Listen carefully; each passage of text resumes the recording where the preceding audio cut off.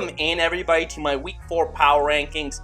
Really excited to get into it, but really quickly before we get started, if you want to support the show, the best way to do it is by hitting the like button and subscribing to Dusty's Huddle for more CFL content just like this. It really helps me out and I really appreciate it. So let's start talking about this week's Power Rankings.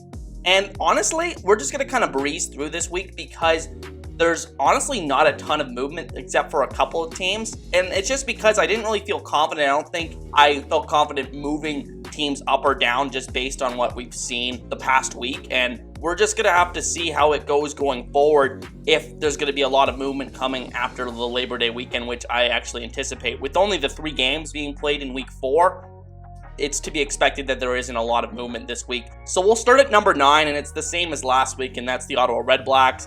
They just look incredibly limited on offense. On defense, they look really solid, but there's only so much your defense can carry your team at the CFL level. And I think the Redblacks look incredibly limited at quarterback, at receiver, in the backfield, and on the offensive line especially. So Ottawa is the easy pick at number 9, and I don't think I'm going to get a lot of disagreement there. At number 8, though, is where we're going to see the big drop, and that's the Montreal Alouettes coming in at number 8. They were number 4 last week in the Power Rankings, and the last couple weeks have really just changed the perception of this team. They look like a kind of a softer team. They're not producing on offense. They're just not executing, making good plays in the short passing game to move the chains. That's really what I'm seeing right now with the Alouettes. Vernon Adams just looks out of sorts. They couldn't establish William Stanback in a very important game against the Hamilton Tiger Cats, so it was very disappointing to see. And the Alouettes defense, it looks a little bit better than it did in 2019, but honestly, it's just not enough to carry this team beyond the number 8 spot in my mind, so they take a big tumble this week. Now at number 7, we have the Calgary Stampeders, and I really didn't want to move Calgary down this week. I really didn't, because I thought they played really well. They deserved to win against Winnipeg.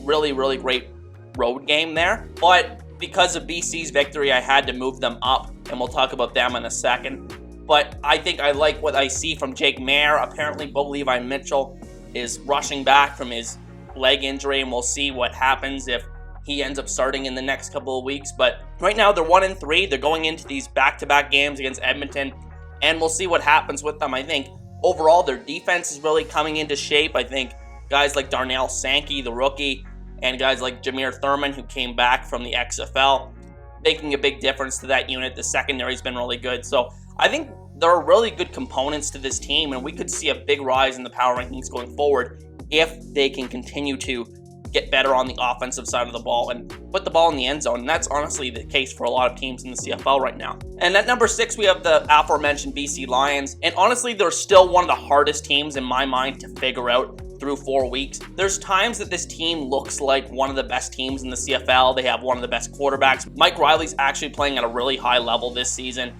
But I think that they're just not clicking to the rate that I would have expected them at this point on offense. Lucky Whitehead's been a really good addition for this team, but I think that they're just not creating the explosive plays and getting the ball in the end zone. Like I said, for a lot of these teams, that's the problem. They're just settling for field goals way too often, and that's why we're seeing all these low-scoring games around the league. But I think BC's defense, as I talked about in my takeaways video, looks really good, especially in that linebacking core. I've always liked their secondary, and the defensive line's not as bad as I thought it was going to be going into the season. So BC, good on them getting their second victory of the season.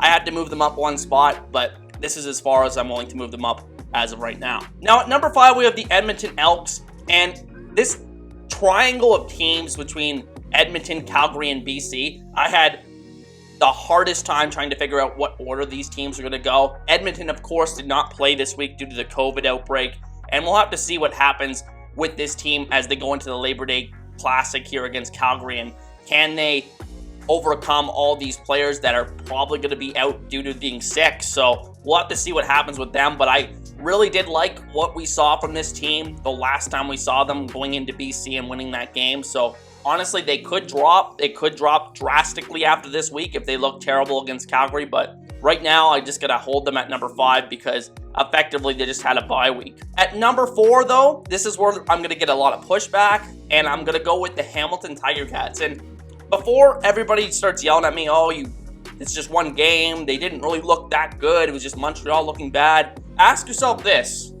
when I was putting together this power rankings, I asked myself this. Out of all those teams in the bottom half of the standings, which one do you trust to make a big push the rest of the season?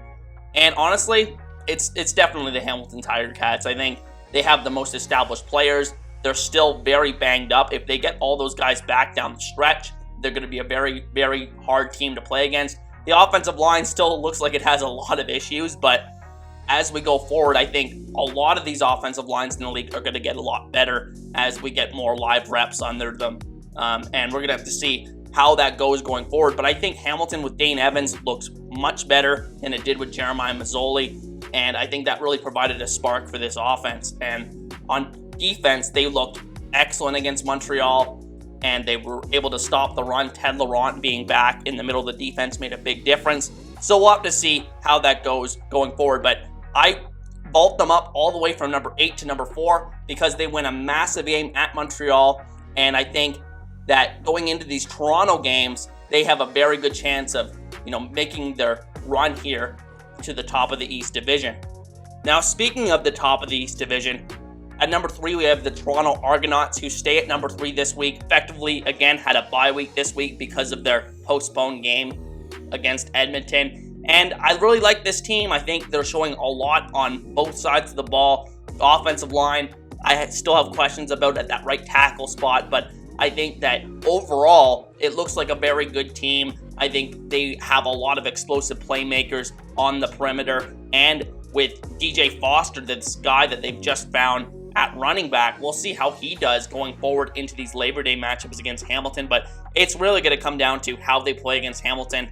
Vice versa, is Hamilton, Toronto going to take control of this division? We're going to have to see these next couple of weeks. But I'm really excited to see how it goes. And for now, Toronto just sits at number 3 like they were last week. And then at number 2, we have the Winnipeg Blue Bombers. Same as last week, they land at number 2 as well.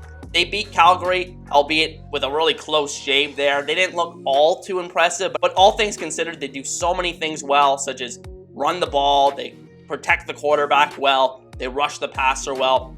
The secondary actually looks really, really good, even though against Calgary, they had their moments of lapses. So I think that Winnipeg going forward, I feel very confident in them, and that's why they rank at number 2. And then at number 1, we have the Saskatchewan Roughriders, who were on their bye week, still undefeated going into the Labor Day Classic against Winnipeg. Again, those games are going to be so crucial to deciding the hierarchy of the West this season, and I'm really, really excited. I think those are 2 of the most anticipated games of the season this year. And with that said, that is going to be the end of this week's Power Rankings. Quick video today, I know, but honestly, I didn't really have too much to say in terms of analysis this week, just based off of the 3 games that we only got this week, and there's just not a lot to say. But with that said, that is going to be the end of today's video, ladies and gentlemen. Be sure to let me know in the comments section what teams I have too high, which teams I have too low, and all of that fun stuff. And with that said, I'll see you guys next time. Peace.